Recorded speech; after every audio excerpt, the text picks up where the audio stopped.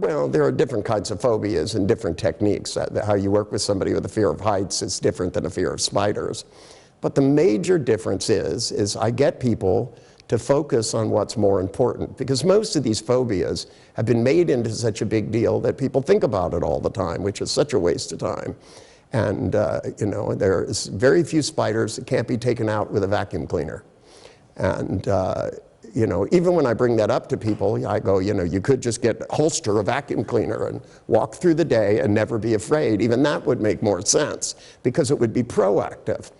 But if they stop and they look at themselves, and what I get them to try to figure out is how much time they've spent worrying about it per day.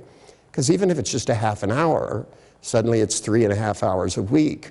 And then you multiply that by 52, and you have a year, and then you multiply it by 10.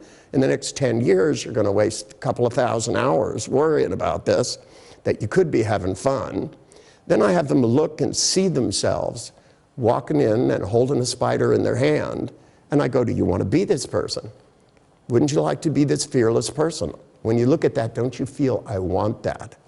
And then I have them go back and shrink down, because most of the people's fears, they're afraid whether the object's there or not. Just the other day, this woman was telling me how afraid of spiders she was, and she was shaking in her boots while she was telling me, and I said, excuse me, there's no spiders here. Why are you afraid now?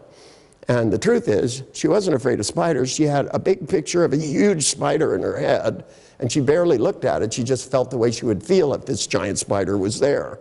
So by having her shrink it down very small, blink it black and white, and then a couple days later, we brought a tarantula.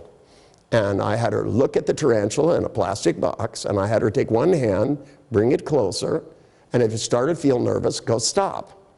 And then look at this picture of the woman not being afraid of the spider and go, do I want this or do I want that? And pretty soon she had the box next to her and she's touching where the spider is. Then we opened it and the guy showed her how to touch the spider. And then I said to her, I said, would you like to hold it in your hand? And she looked at me and said, can I?